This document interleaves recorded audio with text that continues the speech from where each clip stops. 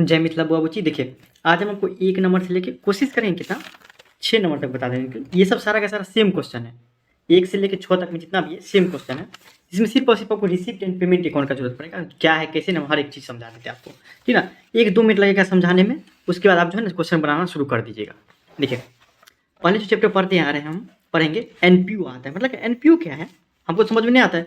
तो गैर व्यापारिक संस्था मतलब क्या होगा कि जिसका मकसद ना कमाना ना हो, ऐसा संस्था जिसका मकसद कमाना ना हो, ठीक है। जैसे मान लीजिए कि एप्पल का फाउंडर को एप्पल की कंपनी का जो मोबाइल सब है उसका मकसद क्या है, मोबाइल बेचो और पैसा कमाओ, ठीक।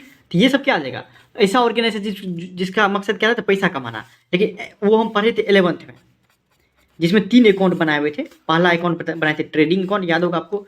दूसरा, कोशिश करिए क्या इंग्लिश में ज़्यादा चीज़ याद करने के या फिर समझने के लिए, ताकि इन फ्यूचर आपको इंग्लिश ही काम देगा, हिंदी नहीं काम देगा, ठीक है। अकाउंट वगैरह जितना भी है इंग्लिश में ही कोशिश करिए इसको बनाने का, ठीक। पहला हो गया ट्रेडिंग अकाउंट, पढ़े हुए थे, ठीक है ना। उसके बाद आपको बैलेंस शीट में दोनों में सेम रहता है, ठीक। प्रॉफिट एंड लॉस अकाउंट बनाए थे और बैलेंस शीट बनाए थे। 3 चीज़ हम बनाए हुए थे जिसका मकसद कमाना रहता है। अब जो मकसद, जैसे मान लीजिए हॉस्पिटल, हॉस्पिटल का मकसद क्या रहता है, कमाना नहीं रहता है। हॉस्पिटल का मतलब मकसद क्या रहता है कि आपको सर्विस प्रोवाइड करा जाए, आपको ठीक करा जाए। तब ना देखते हो सरकारी हॉस्पिटल भी है, हाँ। ये सब क्या आ जाए, किस में आ जाएगा, वो सब कंपनी नहीं है कोनो, उसका मकसद कमाना नहीं, उसका मकसद है आपको सर्विस प्रोवाइड करना। उसका मकसद क्या आपको कि आपका भलाई करना। वैसा ऑर्गेनाइजेशन जिसका मकसद भलाई करना होता है, ना कि प्रॉफिट कमाना, ना कि पैसा कमाना, उसको एनपीओ बोलेंगे। इस स्कूल ले लीजिए, सरकारी स्कूल से क्या हो गया, आपको उसका मकसद कमाना होता है नहीं ना, तो वो सब क्या हो गया, एनपीओ में आएगा। सो नहीं बोलेंगे कि ये जैसे कि कंपनी दूसरा कंपनी है वैसा ही कंपनी नहीं आ जाएगा, उस सबको क्या बोलेंगे, नॉन प्रॉफिट ऑर्गेनाइजेशन, ठीक। हाँ, लेकिन एक चीज़ बताइए, जैसे स्कूल हो गया, कॉलेज हो गया, अनाथ आश्रम ले लीजिए, हाँ, वृद्धाश्रम ले लीजिए, इस सब का तो मकसद कमाना नहीं रहता है कभी भी, हाँ। मकसद जब कमाना नहीं रहता है, इस सबको पैसा कहाँ से आता है, अभी ये आता है बात कि पैसा कहाँ से आता है। मकसद जब कमाना नहीं है, इतना इतना बड़ा वृद्धाश्रम सब कैसे चल रहा है, कहाँ से पैसा आ रहा है। देखिए, इस सबको पैसा ना 5-6 तरीके से आता है। पहला तो कि डोनेशन कोई दे देता है, हाँ। आप जाइएगा दान बोलिएगा वृद्धाश्रम में, चलो मेरे पास 1 लाख रुपया दे देता है, डोनेशन हो गया है वो, हाँ। सरकार सब जो पैसा देता है उसका दूसरा नाम देती है ग्रांट्स, जो कि हर एक चीज़ हम आपको पढ़ाएंगे जब आपको बताने लगेंगे एनपीओ क्या है कैसे ना। अभी हम आपको सॉल्यूशन प्रोवाइड करेंगे तो आपको शॉर्टकट में चलेंगे, ठीक है। मतलब उस सबसे वो उसका पैसा आता है, और थोड़ा बहुत खर्चा भी होता है। क्या आदमी सबको रखते हैं क्लीन उलीन करने के लिए, बूढ़ा सब रहता है, समझे, उस सबको क्या कहते हैं, नहाना वहाना सब काम रहता है, तो उस सबके लिए क्या रखते हैं, एगो आदमी को रख लेते हैं। उस सबको पैसा भी देना पड़ेगा, वैसे तो नहीं आ जाएगा सब। क्या होता है, कुछ ना कुछ कमाया होता है, कुछ ना कुछ खर्चा होता है। इसको बनाने के लिए कुछ कमाया होगा, कितना कमाया हुआ, कितना खर्चा हुआ, उसको दिखाएंगे ना भाई। उसको दिखाने के लिए हम 3 अकाउंट बनाते हैं। जैसे जैसे मुकेश अंबानी बनाएंगे 3 गो अकाउंट, कौन कौन, क्योंकि उसका मकसद कमाना है। ट्रेडिंग अकाउंट बना लेगा, profit and loss account, balance sheet. लेकिन स्कूल कॉलेज हो गया, हॉस्पिटल हो गया, वृद्धाश्रम हो गया, अनाथ आश्रम हो गया, हम ये सब क्या हो गया, जिम वगैरह सब हो गया, कौन सा, उस सबका क्या मकसद है, आपको कमाना नहीं। देख लीजिए, आप बताएंगे किसका मकसद क्या है वो भी देखें। उसमें 3 अकाउंट बनाता है, जैसे कि रिसिप्ट एंड पेमेंट अकाउंट पहला, उसके बाद आपको इनकम एंड एक्सपेंडिचर अकाउंट, और तीसरा बैलेंस शीट में। बैलेंस शीट दोनों चीज़ में बनाया जाता है। इसका क्या हो जाएगा, तीसरा बैलेंस शीट हो जाएगा, ठीक। जैसे कि मुकेश अंबानी से कौन सी बनाएगा, trading account, profit and loss account और बैलेंस शीट। लेकिन वृद्धाश्रम वाला क्या बनाएगा, आपको रिसिप्ट एंड पेमेंट अकाउंट, प्राप्ति एवं भुगतान खाता, जो कि अभी पढ़ेंगे हम, उसी के बदल सब कुछ है। उसका इनकम एंड एक्सपेंडिचर अकाउंट हम आपको 7 नंबर से पढ़ाना शुरू करेंगे। अब बैलेंस शीट आपको बताए ही थे, बनाए मतलब जैसे आप 11th पढ़े थे सेम वही है बैलेंस शीट, ठीक। हाँ, जब कंपनी का बनाने लगेंगे उस टाइम अलग हो जाएगा। अब बात आता है, चलिए वो सब छोड़िए, हम ये समझ के एक चीज़ और समझिएगा। बोलिएगा क्या, फिजिक्स वाला सब तो स्कूल है, सॉरी, फिजिक्स वाला सबका तो मकसद आप कमाना नहीं है, सर्विस प्रोवाइड करना है। तो बोलेंगे नहीं, फिजिक्स वाला यूनिकॉर्न बन गया है, वो कंपनी बन गया है। अगर वो कंपनी बन गया है तो उसका मकसद हो जाएगा कमाना, 8,000 करोड़ का हो गया, तो वो हमारा एनपीओ में नहीं आएगा। फिजिक्स वाला का मकसद आपको क्या है कि वो सब एनपीओ में नहीं आएगा, कि उसका मकसद कमाना नहीं है, सर्विस प्रोवाइड करना नहीं है, पैसा लेता है। जिस भी, या तो सरकारी स्कूल रहना चाहिए, या उसका टर्नओवर कितना देना है, 5 करोड़ से कम होगा, तो वो किस में चले आएगा, आपको एनपीओ में चले जाएगा। ऐसा स्कूल कॉलेज ढूंढिए जिसमें बोलिएगा 5 करोड़, समझिए मोटा मोटी कि 5 करोड़ का उसका कमाई होता है। अब भाई फीस, अब मान लीजिए फीस नहीं लेगा तो टीचर सबको देगा कहाँ से, हाँ, कहाँ से देगा? तो थोड़ा बहुत फीस भी लिया जाता है, तो वो सब नॉमिनल चार्ज है, ठीक ना? आप भी जाते होंगे कहीं मान लीजिए कि घूमने-वूमने के लिए या फिर मान लीजिए कि संग्रहालय वगैरह सब, तो उसमें भी आपको टिकट लगता होगा। उसका मकसद कमाना नहीं है, जबकि आपको दिखाना है, ठीक ना? तो वो सब क्या होता है आपको, ताकि वहाँ पे कर्मचारी सबको पैसा दे सके, ठीक? तो वो जिसका भी स्कूल या कॉलेज हो, 5 करोड़ से कम हो या 5 करोड़ तक हो, हाँ, तो वो किस में आ जाएगा? एनपीओ में चले आएगा। लेकिन फिजिक्स वाला का 5 करोड़ नहीं है, 8,000 करोड़ का कंपनी बन गया है, तो वो उसका मकसद क्या है? वो एनपीओ में नहीं आएगा, ठीक? एनपीओ में ऐसा चीज़ आता है जिसका मकसद कमाना नहीं होता है, ठीक है ना? हाँ, आज जिसका मकसद कमाना होता है वो प्रॉफिट मेकिंग कंपनी हो गया या ऑर्गेनाइजेशन उसको बोलते सकते प्रॉफिट मेकिंग, ठीक? अब देखिए, समझ गए होंगे। अब देखिए इधर रिसिप्ट एंड पेमेंट अकाउंट क्या है बाबा? देखिए, प्राप्ति एवं भुगतान करता, हिंदी को थोड़ा अवॉइड करिए, हिंदी नहीं पढ़िएगा वही सही रहेगा, ठीक है ना? उसमें कुछ नहीं करना है, आंख बंद करिए, कुछ नहीं करना है आपको। पैसा आएगा, कैश आएगा तो लिखेंगे, या कैश जाएगा तब भी हम लिखेंगे। कैश आएगा तो उसको रिसिप्ट साइड में दिखा देंगे, बस इतना समझिए। और कैश तो जेबो करेगा ना भाई। मान लीजिए हम वृद्धाश्रम खोले हैं, तो कुछ ना कुछ आप तो खाना पीना तो वृद्धा मतलब बुढ़िया उढ़िया को तो खिलाना पड़ेगा, तो उसके लिए तो पैसा पैसा कहाँ से लाएंगे? उसके लिए हम पैसा जो देंगे उसको बोलेंगे पेमेंट करना। प्राप्त होगा, कैसे प्राप्त होगा? डोनेशन कोई आके दे देगा हमको, तो रिसिप्ट कर लेंगे और वही हम आपको पैसा देंगे तो पेमेंट। मतलब पैसा आएगा या पैसा जाएगा उसी का हम रिकॉर्ड करते हैं किसमें? रिसिप्ट एंड पेमेंट अकाउंट में। प्राप्ति एवं भुगतान खाता, और कुछ याद नहीं करना है। प्राप्ति एवं भुगतान खाता, देखिए आपको हम एक एग्जाम्पल से समझाते हैं। 1 का ये देख लीजिए, एकदम आसान तरीके। देखिए प्राप्ति एवं भुगतान खाता, इस हिंदी में देखिए, इंग्लिश में कोई दिक्कत नहीं है, ठीक ना? आपको हमको समझाने की जरूरत है कि क्वेश्चन पहले पढ़ लेंगे कि from the following information prepare receipt and payment account of royal club Ranchi for the year Indian 31 दिसंबर 2023। देखिए इसको याद रखेंगे, कब है? 31 दिसंबर 2023। क्या है? 31 दिसंबर 2023, ठीक ना? अब हम क्या करेंगे, डेट याद रख लिए 31 दिसंबर 2023। ठीक है, अब क्या करेंगे, रॉयल क्लब रांची लिखेंगे और ईयर इंडिंग 31 दिसंबर 2023 को मेरे पास ये सब डाटा था।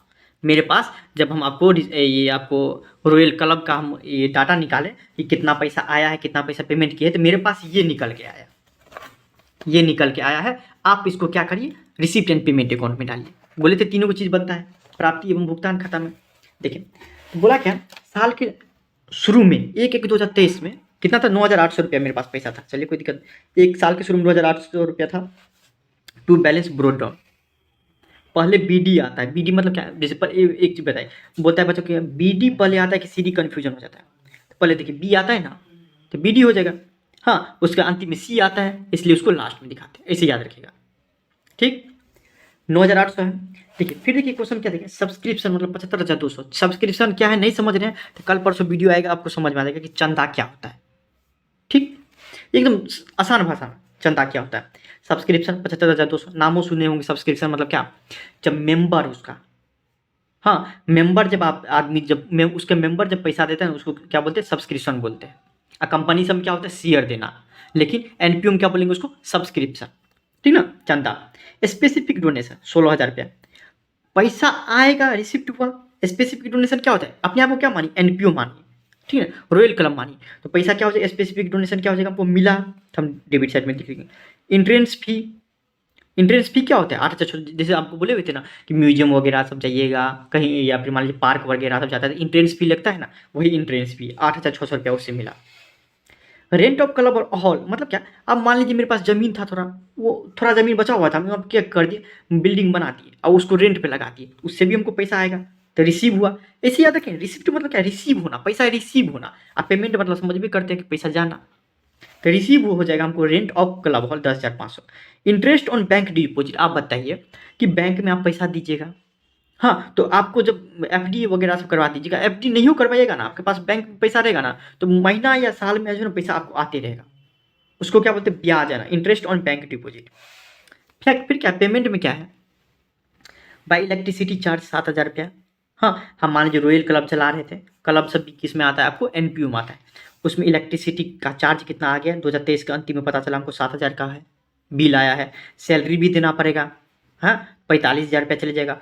ऑनोरेरियम टू सेक्रेटरी मतलब क्या होता है? ये समझिए। ऑनोरेरियम टू सेक्रेटरी मतलब क्या होता है? मान लीजिए कि आप एक आदमी को रखे हुए, ड्राइवर को रखे हैं, सैलरी देने कोई दिक्कत नहीं। और ड्राइवर तो मान लीजिए कभी कभी छुट्टियों कर देता है ना, महीना में 2-3 दिन कर देते रहता है। हाँ, उसके लिए जो उसके बदले दूसरा ड्राइवर को जो लाते हैं उसको जो पैसा देते हैं उसको सैलरी नहीं बोलेंगे, उसको बोलेंगे ऑनोरेरियम। ठीक, 5,000 रुपया। न्यूज़पेपर, अब भाई न्यूज़पेपर लेते थे रोज रोज, हाँ, तो उसका भी बिल निकला महीना के अंत में, साल के अंत में 2,000 का बिल निकल गया। फर्नीचर वाला का 2,000 का हो गया। और मिसलेनियस एक्सपेंस का विभिन्न विभिन्न तरीके का खर्चा 10,000। इंग्लिश में ही लिखेगा, हिंदी में आपको नहीं लिखेगा क्योंकि नंबर नहीं देगा। ये सब आपको इंग्लिश में ही लिखना पड़ेगा, पढ़ना आपको इंग्लिश में पड़ेगा। इधर जोड़ेंगे 1,21,100 का, इधर खर्चा घटा देंगे तो हमारा हो जाएगा कितना, 50,100 रुपया क्या हो जाएगा, कैश इन हैंड हो जाएगा। कितना, 50,100 रुपया। अब 1 का बी देख लीजिए, उसी तरीके से कुछ नहीं है उस समय, कुछ है भी नहीं किया इस समय, देखिए कुछ नहीं है। Cash in hand, cash at bank, मतलब क्या, कैश इन हैंड और कैश एट बैंक मतलब क्या होता है, देखिएगा कि आप जब, जैसे अभी देख लीजिए डिजिटल इंडिया है, तो आप जाके जो खुला 5,000 रुपया दे के कोनो सामानों ले सकते हैं या ऑनलाइन पेमेंट भी कर सकते हैं। ऑनलाइन पेमेंट करेंगे तो कहाँ चले जाएगा पैसा, कैश एट बैंक में चले जाएगा। वही है, उसके हाथ में देंगे तो कहाँ चले जाएगा पैसा, कैश इन हैंड में चले जाएगा। बस वही होता है, 2 जगह पैसा रहता है, वो कैश इन हैंड और कैश एट बैंक। ठीक, ये देखिए आपको बता रहे हैं, आप बुक देखते रहिए। बैलेंस ब्रोड डाउन देखिए, broad down cash in hand कितना था, 5,000 रुपया, कैश एट बैंक कितना था, 25,000 रुपया, क्वेश्चन में दिया हुआ। अब पूरा हम पढ़ेंगे तो हमको 2 ही चीज़ रिसीव हुआ, पहला बात सब्सक्रिप्शन और दूसरा बात डोनेशन। सब्सक्रिप्शन कितना, 1,65,000 और डोनेशन कितना, 35,000 रुपया हमको प्राप्त हुआ। रिसिप्ट प्राप्त हुआ मतलब रिसीव मतलब होना क्या, प्राप्त होना। पेमेंट मतलब क्या, भुगतान करना। हाँ, परचेज, अगर हम क्या हुए, कोई इन्वेस्टमेंट कर दिए, मतलब मान लीजिए कि 80,000 रुपया कोनो कंपनी में लगा दिए, क्या हुआ, परचेज ऑफ इन्वेस्टमेंट हुआ, मतलब 80,000 रुपया हम दिए। हाँ, या फिर मान लीजिए कोनो जमीन खरीद लिया 80,000 का, मान लीजिए थोड़ा के लिए, तो क्या हो जाएगा, इन्वेस्टमेंट करना हुआ, निवेश करना हुआ, तो परचेज ऑफ इन्वेस्टमेंट 80,000 रुपये का हमारा खर्चा हो गया। बाय रेंट पेड, अभी कुछ और समझना है, सिर्फ पैसा आएगा तो रिसीव साइड में, आ जाएगा तो पेमेंट साइड में। उसका जैसे जैसे जो आता है वो हर एक चीज़ बता दी जाएगी। रेंट दिए 20,000 रुपया, कभी कभी होता है रेंट रिसीव होगा तो हम इधर हो जाएगा, कमाई हो जाएगा, और रेंट हमको देना पड़ेगा, पेड लग जाएगा, अर्थात हम रेंट देंगे तो 20,000 रुपया इधर चले जाएगा। बाई जनरल एक्सपेंस, विभिन्न विभिन्न तरीके का खर्चा होता है। आलू प्याज में 21,500 का आ गया। हाँ, पोस्टेज एंड स्टेशनरी मतलब क्या, पेन कॉपी सब हो गया, उस सब का खर्चा है 2,000 का। कुरियर चार्ज कितना आ गया, 1,000 का आ गया हुआ। ठीक है, फिर आगे क्या, सन्ड्री एक्सपेंसेस, वही विभिन्न विभिन्न तरीके का खर्चा 2,500 का। इधर जोड़ेंगे तो हमारा हो जाएगा 2,30,000 रुपया। 2,30,000 में से इधर जोड़ के घटाएंगे, ठीक ना, जोड़ के घटाएंगे, जितना भी होगा उसमें से कैश इन हैंड कितना बचेगा आपको, 12,000, और कैश एट बैंक कितना बचेगा, 91,000 रुपया बचेगा। ठीक, देखिए यहाँ बोले एक ना एक चीज़ दे दिया रहेगा कि क्लोजिंग कैश इन हैंड कितना दिया है, 12,000 रुपया। अगर मान लीजिए कैश इन हैंड दिया 12,000 रुपया, तो कैश एट बैंक कितना बचेगा, कॉमन सी बात है, 91,000 बचेगा। इधर जोड़ के 2,30,000 में से 12,000, 2,500, 1,000, 2,000, 21,500, 20,000, 80,000 घटाएंगे तो बचेगा कितना, 91,000 रुपये बचेगा। वो क्या हो जाएगा, कैश एट बैंक हो जाएगा, क्योंकि कैश इन हैंड दिया हुआ है कि हाथ में कितना पैसा, 12,000 गिने थे, 12,000 है, तो बैंक में कितना होगा, 91,000 होगा। ठीक, क्योंकि देखिए जितना कमाई होगा ना उसका डाटा होबे करेगा, या तो कुछ खर्चा हो गया होगा या तो मेरे पास होगा। क्या, ये मान लीजिए आपके पास 5 लाख रुपये आया, 5 लाख में 2 लाख रुपये खर्चा कर दिए होंगे, इसका मतलब क्या, 3 लाख रुपये आपके पास होगा, क्या होबे करेगा। 1B हो गया, ऐसे 1C देख लीजिए, आपको उसी तरीके से देखिए 1C 1D सब उसी तरीके से देखिए 1C बनेगा, उसी तरीके सेम तरीका है 1C से बनाने का। देखिए 1C में देखिए क्या है, सेम कुछ आप अपने बुक देखते रहिए, सेम क्वेश्चन है, कुछ नहीं अंतर। 1 जनवरी 2023 में डेट सिर्फ चेंज है। कैश बैलेंस कितना है, 3,000 रुपया है। एंट्री फी कितना है, 500 रुपये। सब्सक्रिप्शन कितना रिसीव हुआ हमको 2023 में, 900 रुपये, मतलब वही है। देखिए 2023 में रिसीव हो या 2022 में रिसीव हो, डजंट कीप मैटर, हमको पैसा मिला बस बात खत्म, हम लिखबे करेंगे। 2023 का मिले, 22 का मिले, 20 का मिला, 18 का मिला, 17 का मिले, डजंट कीप मैटर, हमको पैसा मिलेगा मतलब हम रिसीव साइड में दिखा देंगे, बस बात खत्म। हमको पैसा मिला, रिसीव साइड में दिखा देंगे।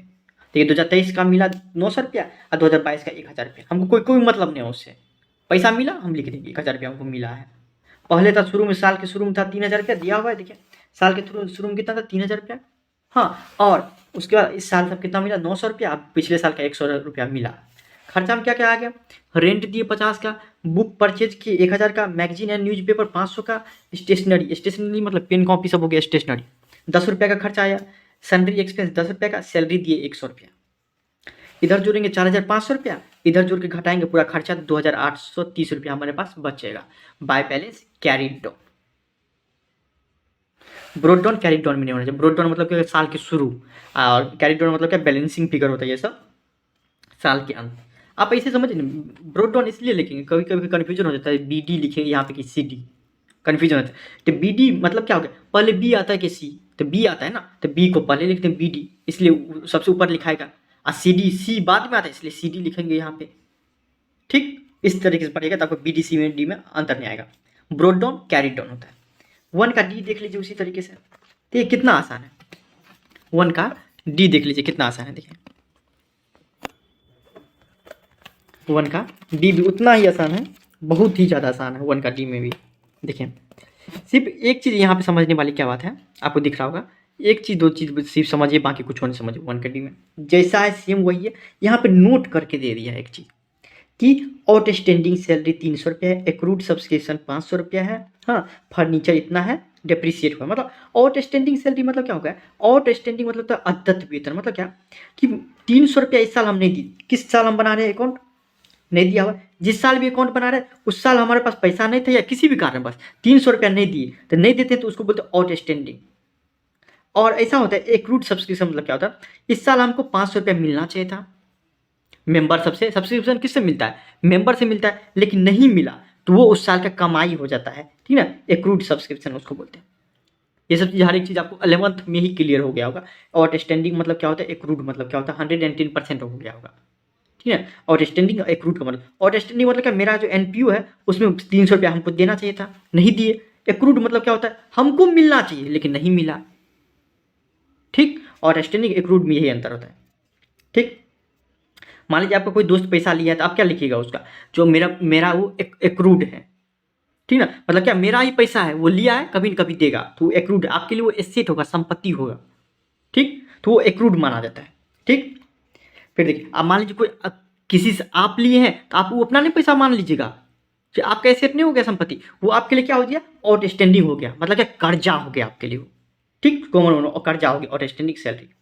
तो ये सब नहीं आएगा, क्यों कि सब मिला, पैसा मिला नहीं ना, हम भाई हम समझ गए कि पैसा आउटस्टैंडिंग सैलरी 300 रुपया देना चाहिए था लेकिन नहीं दी, नहीं दी तो हम नहीं लिखेंगे, बात खत्म। नहीं दिए 300 रुपया तो नहीं लिखेंगे, 500 रुपया मिलना चाहिए तो नहीं मिला, नहीं मिला तो हम रिसीप्ट एंड पेमेंट अकाउंट में नहीं लिखेंगे, बात खत्म। जो मिला उसको लिखेंगे या जितना दिए उसको लिखेंगे, रिसीप्ट एंड पेमेंट अकाउंट यही बोलता है और कुछ नहीं बोलता है। मिला तो लिखेंगे या पेमेंट किए तो देंगे, बस बात खत्म। इसके अलावा कुछ नहीं सोचना है, उसके अलावा सोचना है तो बैलेंस शीट में सोचेंगे और इनकम एंड एक्सपेंडिचर अकाउंट में सोचेंगे। देखिए साल के शुरू में कितना था, 1116 रुपया था। सब्सक्रिप्शन हमको मिला 2400 रुपया, क्वेश्चन में दिया हुआ है, क्वेश्चन पढ़िए 2400 रुपया, क्वेश्चन पढ़िए आप। रेंट मिला हमको 140 रुपया, रूम लगाए हुए थे रेंट पे तो 140 रुपया मिल गया। गेम के लिए, हाँ गेम फीस क्या हो गया, 700 रुपया आ गया। कैंटीन से हमको कितना हो गया रिसिप्ट, 1500 रुपया आ गया। इन्वेस्टमेंट किए हुए थे उस पर ब्याज कितना आ गया, 720 रुपया आ गया, ठीक है। इन्वेस्टमेंट मतलब क्या, कहीं पैसा लगाना, मान लीजिए 5 रुपये पसी अथी लगा दिए, बोली ले लो 10,000 रुपया लेगा, ठीक है कोई दिक्कत नहीं, 5 रुपया लेकिन महीना लेंगे हम, तो वो इन्वेस्टमेंट करना हुआ। इंट्रेंस फी 600 रुपया, डोनेशन 1200 रुपया हमको मिला, इतना मिला पैसा तो हम लिख दिए। अब वो इस साल का है कि अगले साल का है कि पिछले साल का है कि 10 साल पहले का पैसा है या 10 साल का बाद का पैसा, हमको कुछ लेना देना नहीं है, रिसिप्ट एंड पेमेंट अकाउंट मिला पैसा लिख दिया, बस बात खत्म। पेमेंट में देखिए रिपेयर की 144 रुपया का खर्चा आया। पेटी एक्सपेंस मतलब क्या होता है बुआ, कि विभिन्न विभिन्न तरीके का खर्चा होता है। आप मान लीजिए कभी कांटी मंगा लेते हैं, हाँ ये सभी क्या होता है हमारा पेटी एक्सपेंस में, छोटा छोटा खर्चा। कभी कभी कोई आ गया तो उसके लिए बिस्किट ले आते हैं, हाँ तो वो सब कैसा खर्चा हो गया, पेटी एक्सपेंसेज हो गया। सैलरी दे रहे हैं 1200 रुपया दिए। प्रिंटिंग एंड स्टेशनरी, वही स्टेशनरी समझिए, प्रिंटिंग मतलब क्या, छपाई उपाई के लिए कुछ। कैंटीन स्टोर 1000 का पेमेंट किए, 1020 का। वेजेज ऑफ गार्ड, गार्ड मतलब क्या होता है, गार्ड का जो ये घर के ये गेट पे जो रहता है उसको गार्ड बुला देते हैं। वेजेज मतलब क्या होता है, मजदूरी।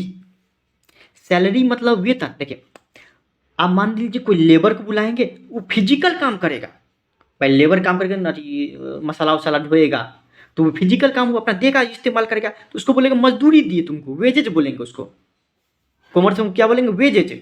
और वही मान लीजिए कोई अकाउंटेंट को रखे हैं हम, हाँ, या किसी से काम करवाए हम, हाँ, अपना दिमाग ने अपना कंप्यूटर का इस्तेमाल किया वो, तो उसको हम क्या देंगे? सैलरी देंगे।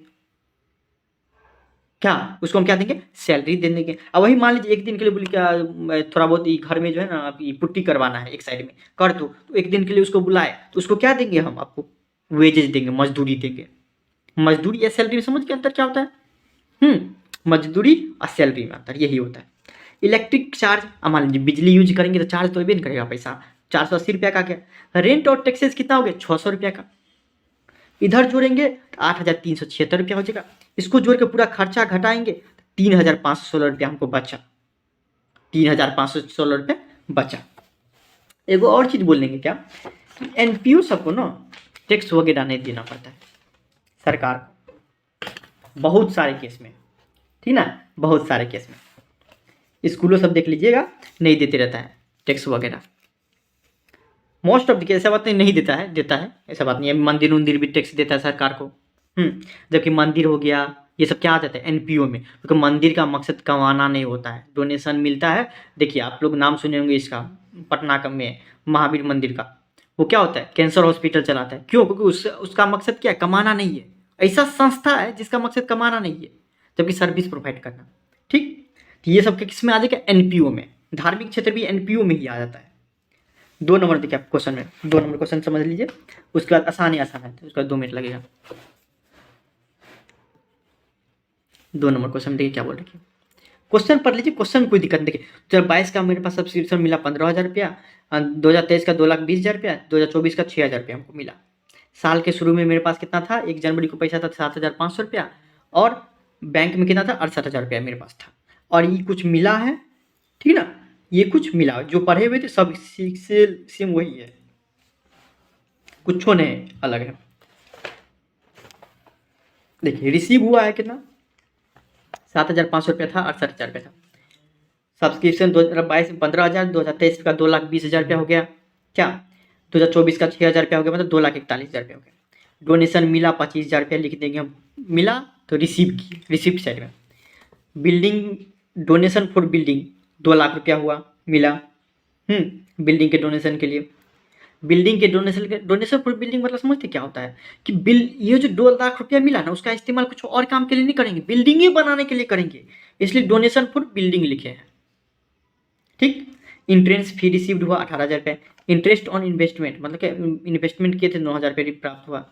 To sale of old furniture, अब क्या हुआ मान लीजिए थोड़ा मेरे पास जो है ना पुराना फर्नीचर वगैरह सब कुर्सी उर्सी था तो बेच दिए, उसके बेचने से हमको कितना पैसा हो गया? 4,000 रुपया हो गया। Sale of refreshment, sale of refreshment मतलब क्या? आप मान लीजिए रिफ्रेशमेंट मतलब होता है जलपान करना, जलपान करना। अर्थात मान लीजिए कोई आदमी आया, रिश्तेदारी आ गया, कोई आ गया, उसको तो थोड़ा बिस्किट सब खिलाएंगे ना, चाय बिस्किट खिलाएंगे ना, वो कितना का कॉस्ट आ गया? 30,000 का। खाना खिला दी उसका कितना आ गया? 30,000 रुपये का, समझे? नटराज क्लब का, तो इतना सेल ऑफ रिफ्रेशमेंट। अच्छा जलपान हम बेचे हुए हैं, जलपान का विक्रय है यहाँ पे, सेल ऑफ रिफ्रेशमेंट है, जलपान का विक्रय करने से कितना आ गया हमारे पास? 30,000 रुपये आ गया। हाँ, अलग से कैंटीन वगैरह सब दे दिया होगा, कैंटीन या फिर मान लीजिए कुछ और बेच रहा होगा, हाँ, ताकि पैसा आए। तो कितना आया? 30,000 रुपये। वही मान लीजिए रिप्लेसमेंट कॉस्ट आ जाता या एक्सपेंस आ जाता, हाँ, इसी की जगह एक्सपेंस लिखा देता, तब इधर आ जाता। इन्वेस्टमेंट परचेज, मान लीजिए 2,00,000 का हम कहीं पर इन्वेस्टमेंट कर दिए, तो उसको क्या बोलेंगे? इन्वेस्टमेंट परचेज करना। इंग्लिश में ही करिए, हिंदी में नहीं याद होगा, समझ में नहीं आएगा। बाय परचेज ऑफ रिफ्रेशमेंट, देखिए बोले ना जलपान का परचेज किए या एक्सपेंस आएगा तो वो कहाँ चले जाएगा? पेमेंट साइड में चले जाएगा। 12,000 रुपये का, आप जब मान लीजिए कि जलपान के लिए कुछ ना कुछ तो आपको आटा लाना पड़ेगा, चावल लाना पड़ेगा, हाँ, तो वो सब जो लाएंगे 12,000 का कॉस्ट आया, लेकिन कमाए कितना? 30,000 रुपया। ठीक, 12,000 लगा कर 30,000 कमाए, याद रखिएगा। रेंट दिए 6,000 रुपया। Honorarium to secretary 10,000। ऑनोरेरियम मतलब क्या? मान लीजिए कोई भी आदमी है जिसको हम रखे हुए हैं, ड्राइवर मान लीजिए रखे हुए हैं, उसको 1-2 दिन के लिए छुट्टी कर देता है, तो उसके बदले हम जो ड्राइवर को लाते हैं उसको क्या देते? सैलरी नहीं देते, उसको क्या देते? ऑनोरेरियम देते हैं, 10,000 रुपये। फर्नीचर परचेज की 20,000 का। बाय स्पोर्ट्स मटेरियल परचेज की 80,000 का। सैलरी पेड के 74,000 रुपये का। स्पोर्ट्स का खर्चा कितना है? 20,000 रुपये का। और इधर कितना है? कैश इन हैंड कितना है? 16,200 रुपया। 16,200 रुपया। इधर जोड़ेंगे तो 6,02,500 रुपया हो जाएगा। इधर जोड़ के घटा देंगे तो हमारा कितना बचेगा, 1,64,300 रुपया। मतलब क्या, हाथ में पैसा है 16,200 का और बैंक में कितना है, 1,64,300 का है। ठीक, 2 नंबर तक बना लिए होंगे, बहुत आसान होगा। अब सिर्फ 1 से 2 मिनट और लगेगा, 3 से बता देते हैं आपको। देखिए बहुत आसान है 3 नंबर से, फंड बेस्ड अकाउंटिंग। अब आता है क्या, फंड बेस्ड अकाउंटिंग। अब देखिए वो क्या है, नाम में चलता होगा। देखिए जब भी फंड का बात आएगा ना, फंड क्या होता है, लाइबिलिटी, कर्जा होता है। क्या होता है, लाइबिलिटी होता है, दायित्व होता है, कर्जा होता है। फंड जैसे जहां पे नाम आए फंड, फंड क्या होता है, कर्जा होता है। मतलब क्या, आप मान लीजिए आपके पास क्या है कि बिल्डिंग फंड है, बिल्डिंग फंड है, ये समझिए क्या है बिल्डिंग फंड। मतलब क्या होता है, ऐसा फंड का अर्थ ही होता है कि किसी खास काम के लिए। देखिए बिल्डिंग फंड मतलब क्या, बिल्डिंग के बनाने के लिए, मान लीजिए कोई दिया है 2 लाख रुपया का बिल्डिंग का फंड, इसका मतलब क्या हो गया, उसका इस्तेमाल किसी दूसरे काम के लिए नहीं कर सकते हैं। ठीक, वो हमारे लिए क्या होता है, उसी काम के लिए करेंगे, इसलिए क्या हो जाएगा, वो हमारा लाइबिलिटी हो जाता है। बिल्डिंग फंड, जब भी फंड आएगा तब लाइबिलिटी हमेशा कहाँ जाता है, बैलेंस शीट में जाता है। आपको पता होगा, 11th आप पढ़े होंगे तब। ठीक, अब देखिए 3 का 1 देख लीजिए। टूर्नामेंट फंड कितना था, 40,000 रुपया था। फंड हमेशा क्या होता है, लाइबिलिटी होता है, कर्जा होता है। ठीक, क्या होता है, फंड लाइबिलिटी होता है, हमेशा कर्जा होता है, ऐसे समझिए। टूर्नामेंट के लिए फंड बनाए थे 40,000 रुपया के लिए, मतलब क्या कि टूर्नामेंटे में हम खर्चा करेंगे। खेले कूद में कितना खर्चा करेंगे, 40,000 का पहले से हम बना के रखे हुए थे, कोनो इसका दूसरा काम नहीं करेंगे। 40,000 रुपये रखे हैं फंड टूर्नामेंटे के लिए। उसमें मान लीजिए इस साल क्या करिए कि टूर्नामेंट में खर्चा आ गया कितना, हमको 14,000 रुपया, हम रखे हुए थे 40,000, कि 40,000 खर्चा हो गया, कौन काम के लिए, कोनो काम के लिए नहीं करेंगे, टूर्नामेंट के लिए, जिसमें खर्चा आ गया 14,000 रुपया, तो 14,000 घटा देंगे। और मान लीजिए हम कोई टिकट उकट बेचे होंगे, टूर्नामेंट बोलेंगे, टूर्नामेंट देखने जाएगा तो बोलेगा हाँ पैसा लगेगा, ठीक है कोई दिक्कत, उससे हम कमा लिए 16,000 रुपया। अब देखिए इसको कैसे दिखाएंगे, ये समझिए, होता है ना। अब मान लीजिए कि हमारा एनपीओ सब है, जैसे कि आप लोग गए होंगे कहीं पे भी म्यूजियम वगैरह सब, तो उसमें शो दिखाते रहता है, शो का अलग से पैसा ले लेते रहता है। हाँ, तो उसको कहाँ दिखाएंगे, एनपीओ में आता है ना वो सब, तो कहाँ दिखाएंगे। तो फंड बनाए थे 40,000 का, इसमें हम आपको क्या 16,000 कमा लिए, मतलब 56,000 रुपया, खर्चा आया सिर्फ 14,000 रुपया, तो 42,000 जो बचा ना, उसको हम क्या करेंगे, कुछ और काम नहीं करेंगे, सैलरी वगैरह नहीं देंगे, इससे बिल्डिंग नहीं बना लेंगे उससे, ठीक ना, कुछ और नहीं करेंगे हम उससे, उसको हम 42,000 रुपये रखे ही लेंगे, बोलेंगे अगले साल इसका खर्चा करेंगे। ठीक, उसको कहाँ दिखाएंगे, बैलेंस शीट के लाइबिलिटी साइड में, जो कि आगे आप देखिएगा, अभी ना थोड़ा देर में आपको आगे देखिएगा बैलेंस शीट के लाइबिलिटी साइड में। ठीक, बैलेंस शीट क्या है, लाइबिलिटी क्या है, ये आप समझिए कहाँ जाता है, कहाँ से। आप फिर देखिए 3 का बी देख लीजिए क्या है, प्राइज फंड 1 लाख। देखिए 3 का बी देख लीजिए उसी तरीके से। प्राइज फंड कितना है हमारा, 1 लाख रुपया है, ठीक ना, प्राइज फंड क्या है, 1 लाख रुपया है। उसके बाद देखिए फिर क्या हुआ कि 1 लाख रुपया हम बनाए हुए थे कि देखो ऐसा ऐसा बच्चा टूर्नामेंट या फिर मान लीजिए ऐसा शो दिखाएंगे, या फिर बच्चा सबको पुरस्कृत करेंगे, मकसद कमाना नहीं है, बच्चा सबको पुरस्कृत करेंगे। 1 लाख रुपये रखे हुए थे हम प्राइज देने के लिए, कोई सा भी होगा, एनपीओ होगा, वृद्धाश्रम भी कभी कभी कर देते रहता है, हाँ, या फिर मान लीजिए कि कभी कभी सरकार कर देते रहता है, या फिर मान लीजिए कभी कभी जो है ना पॉलिटिकल पार्टी कर देते रहता है, या फिर मान लीजिए कभी कभी आपको जो है ना मंदिर वगैरह सब करवा देते रहता है, प्राइज वगैरह सब दिला देते रहता है। हाँ, तो क्या हो जाएगा आपको, तो प्राइज फंड के लिए हम कितना 1 लाख रुपये रखे हुए थे। हाँ, 1 लाख रुपये हम क्या करते थे, बैंक में जमा करवा दिए थे। 1 लाख रुपये क्या कर दिए थे हम, बैंक में जमा कर दिए थे, तो उससे हमको ब्याज मिला 10,000 रुपया, हमारा बढ़ जाएगा। बोलेंगे 1 लाख रुपये का तो हम इस्तेमाल दूसरा नहीं करेंगे। फंड जब भी आएगा ना तो उसको मतलब समझिए लाइबिलिटी है। लाइबिलिटी मतलब क्या, ऐसा मतलब लाइबिलिटी मतलब क्या हो गया कि उसका इस्तेमाल हम किसी खासे काम के लिए करें, वो हमारे लिए कर्जा है। प्राइज फंड 1 लाख रुपया जो रखे रहेंगे हम एनपीओ में, उसका इस्तेमाल हम दूसरा काम के लिए नहीं कर सकते हैं, इसलिए वो एनपीओ जो है ना उसको कर्जा मानेगा। 11th पढ़े होंगे तो सब समझ में आता होगा 100%। तो प्राइज फंड कितना है, 1 लाख रुपया है बुआ। हम क्या करते, इंटरेस्ट हमको मिल गया 1,10,000 रुपया हो गया। अब क्या हो गया, उसमें से हम क्या करते, प्राइज दे दिए 25,000 का इस साल, तो बचा कितना 85,000 रुपया। तो 85,000 का दूसरा काम नहीं करेंगे, दूसरा काम नहीं करेंगे, अगले साल फिर से होगा तो प्राइज हम देंगे बच्चा सब, होगा तो 85 के 85,000 खर्चा कर देंगे, नहीं हुआ तो नहीं हो करेंगे। तो वो कहाँ चले जाएगा? उसका इस्तेमाल कुछ और काम नहीं देंगे, सैलरी बनने में नहीं देंगे, बिल्डिंग बनाने में नहीं देंगे, मजदूरी का लिए नहीं देंगे, स्टेशनरी लाने के लिए नहीं देंगे। तो वो कहाँ चले जाएगा? बैलेंस शीट के लायबिलिटी साइड में, किसी खास काम के लिए करेंगे, ठीक ना। तो वो कहाँ चले जाएगा? बैलेंस शीट के लायबिलिटी साइड में। उसी तरह से देखिए आपको 4 नंबर में मैच फंड कितना है? 40,000 का है। सेल ऑफ मैच फंड बनाए हुए थे हम, आपको टिकट भी दिए, उसमें क्या हुआ? तो हम बेचने से, टिकट बेचने से कितना आ गया हमको? 15,000 रुपया आ गया। हाँ, तो 55,000 रुपया हमारा क्या हो जाएगा? मैच फंड में चले गया होगा, ठीक। उसके लिए क्या करते हैं? एक्सपेंस। अब मान लीजिए कि हम इवेंट जो करवाएं, मैच जो करवाएंगे, तो कुछ ना कुछ आदमी सबका जरूरत पड़ेगा, ठीक ना। और आपको क्या कमेंटेटर का जरूरत पड़ेगा, उसके बाद आपको क्या क्या बॉल का जरूरत पड़ेगा, उसमें खर्चा आ गया 60,000 रुपया। तो कमाएंगे तो खर्चा भी आएगा ना। तो फंड बनाए थे 40,000 रुपये का, हम टिकट बेच के 15,000 कमा लिए, मतलब 55,000 रुपया हो गया। और खर्चा कितना आ गया उसको बना कराने में, टूर्नामेंट कराने में? 60,000 रुपये का है। मेरे पास 55,000 रुपया, लेकिन खर्चा आ गया 60,000 रुपया। अब क्या करेंगे ये बताइए? अब मान लीजिए कम रहता था तो उसका हम इस्तेमाल अगले साल के लिए कर लेते थे।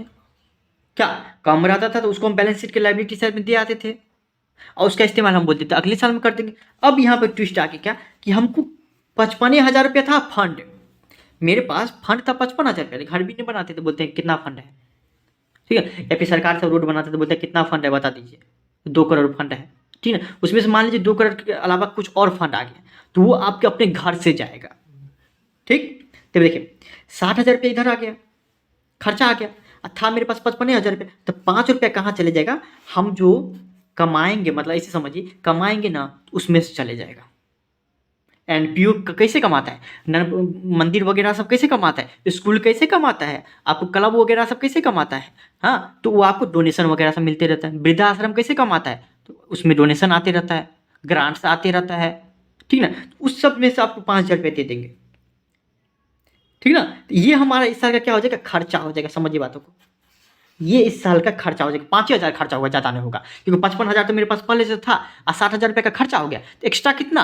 5,000। तो 5,000 हम खर्चा करेंगे। वो कहाँ चले जाएगा? इनकम एंड एक्सपेंडिचर अकाउंट, जो कि आगे पढ़ेंगे उसके, उसमें दिखाएंगे डेबिट साइड में कि ये हमारा खर्चा है 5,000। अब इनकम एंड एक्सपेंडिचर अकाउंट छोड़ दीजिए, क्या है क्या नहीं छोड़ दीजिए, ठीक। ज़्यादा होता तो हम बोलते अगले साल के लिए हम फंडे बना देते। मान लीजिए 60,000 का मेरे पास बजट था, फंड था, अब 55,000 खर्चा होता, तो 5,000 हम क्या कर देते? रख देते बैलेंस शीट के लायबिलिटी साइड में रख देते, ठीक। उसी तरह देखिए 5 नंबर देखिए ऐसा ही है। मैच के लिए फंड मेरे पास कितना? 17,000 रुपये का, और खर्चा कितना आ गया? 30,000 का। पैसा है 17,000 का, लेकिन क्या करेंगे आप? 30,000 का खर्चा आ गया, तो उसमें हम क्या करेंगे? फिर देखिए उसके साथ साथ देखिए डोनेशन भी मिला मैच के लिए, कितना? 9,000 रुपया के लिए। और हम क्या कर दिए कि टिकट बेच के ना 3,000 रुपया कमा लिए। 9,000 रुपया हमको डोनेशन मिल गया, हाँ, 3,000 रुपया टिकट बेच के हम कमा लिए, तो 9 3 9 1 10 तो 12,000 कमा लिए इस साल। और अब पहले से कितना था? 17,000 था, 17,000 देखिए आपको, 17,000, अब 12,000, 1 1 2, मतलब 29,000 रुपया हमको क्या हो गया? मेरे पास पैसा है, लेकिन खर्चा आ गया 30,000 रुपये। देखिए अब क्या करेंगे? वही जो पिछले में किए थे। 17,000 रुपये मेरे पास फंड है, डोनेशन मिला 9,000 रुपये का, और टिकट बेच के कमा लिया कितना? 3,000 रुपये, मतलब 29,000 रुपये मेरे पास है। लेकिन जब हम मैच कराने गए ना, तो 30,000 का खर्चा आ गया। हो सकता है, आ सकता है क्या? 30,000 का आ गया, 1,000 ज़्यादा लग गया, घर से लग गया, मतलब क्या? ये हमारा खर्चा होगा इस साल का, जो कि कहाँ से देंगे? जो भी कमाएंगे डोनेशन वगैरह से कमाएंगे, उससे दे देंगे, ठीक ना। डोनेशन देता है ना, उस सबसे दे देंगे, ठीक ना। तो ये होता है जो इनकम एंड एक्सपेंडिचर अकाउंट में पढ़ेंगे। अब क्या हुआ? यहाँ पे 3 चीज़ बोल रहे हैं करने के लिए, 1 2 3 चीज़, कि 2 केस दे दिया है क्या इसमें? 5 का देखो, मैच फंड बैलेंस शीट के देखिए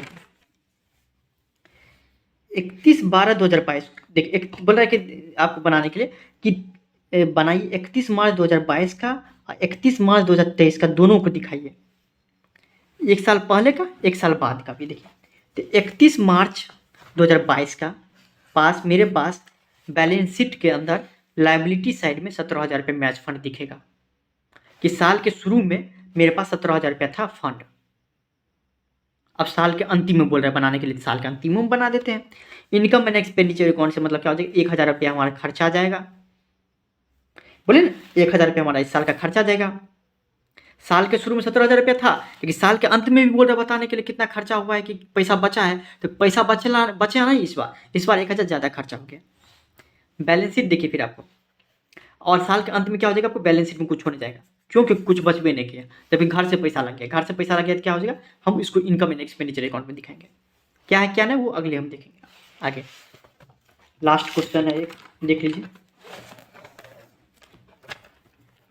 लास्ट क्वेश्चन देखे बाबू क्या है, इसमें 2 गो केस दे दिया है, केस में कुछ है नहीं, बस 2 गो दे दिया है, case 1 case 2, prize awarded prize fund. देखिए केस में 1 में क्या दे दिया है कि प्राइज दिए हैं 10,000 का और कुछ नहीं दिया है, ठीक। दूसरा हम क्या दे दिए, प्राइज फंड दिया है, याद रखिएगा इसको, फंड दिया है 25,000 रुपये का, और प्राइज फंड इन्वेस्टमेंट क्या कितना है 25,000 का, इंटरेस्ट रिसीव्ड और प्राइज फंड इन्वेस्ट मतलब क्या, प्राइज फंड के लिए बनाए थे 25,000 रुपया। अब हमको पता चला कि साल के शुरू में मेरे पास 25,000 है, समझिए इसे। और मान लीजिए अभी कितना है, हम 1 जनवरी को मान लीजिए पता चला आपको 2024 में, मान लीजिए थोड़ा देर कि आपके पास 25,000 रुपया है, और कब करवाइएगा आप ये प्राइज दीजिएगा, तो 31 दिसंबर 2024, मतलब साल के अंतिम में ना हम प्राइज देंगे बच्चा सबको। तो हम इतना दिन बोलेंगे पैसा काहे रखे रहेंगे अपने पास रखेंगे तो पैसा थोड़ी ना बढ़ेगा। ऐसा करते बैंक में जाते हैं, एफडी करवा देते हैं, तो क्या हो गया, प्राइज फंड इन्वेस्टमेंट करना हुआ, हम पैसा लगा दिए, इन्वेस्टमेंट करना हुआ, 25,000 रुपये लगा दिए, हाँ, उससे हमको कुछ ना कुछ बैंक वाला ब्याज देगा, तो कितना दिया, 2500 रुपये ब्याज दिया, ठीक। प्राइज अवार्डेड, उसके बाद क्या हो, अवार्डेड मतलब क्या होता है, पुरस्कार वितरण की, मतलब पुरस्कार हम दिए, हम देंगे पुरस्कार किसी को तो हमारा खर्चा आएगा ना, तो 10,000 रुपये खर्चा आ गया, ठीक। देखिए अब इसको क्या करेंगे, केस 1 में कुछ नहीं दिया है, सिर्फ इतना दिया प्राइज अवार्डेड, मतलब क्या कि प्राइज हम 10,000 रुपये के दिए, तो कुछ नहीं दिया है, इस साल का मतलब क्या होगा, खर्चा हुआ होगा, इस साल का खर्चा होगा, तो खर्चा क्या कर किधर हम दिखा, इनकम एंड एक्सपेंडिचर अकाउंट में। क्यों, इनकम एंड एक्सपेंडिचर अकाउंट क्या होता है, क्या ना वो हम आपको अगले में दिखाएंगे। आप इतना समझिए कि कुछ ने दिया है, यहाँ पे प्राइस सिर्फ दिए हैं 10,000 का, तो हम इधर दिखा देंगे, ठीक। फिर क्या होता है, क्योंकि देखिए कुछ फंड उंड नहीं दिया कि इतना पहले था मेरे पास, उसमें से खर्चा आ गया 10,000, ये सब कुछ नहीं दिया पहला केस में। तो पहला केस में क्या हो जाएगा, सिर्फ हम मानेंगे इस साल का खर्चा है 10,000 रुपया, ठीक। फिर देखिए आपको ऐसा नहीं, उसको रिसिप्ट एंड पेमेंट अकाउंट में सब कुछ जाता है, इसलिए यहाँ पे हम रिसिप्ट एंड पेमेंट अकाउंट नहीं दिखाए।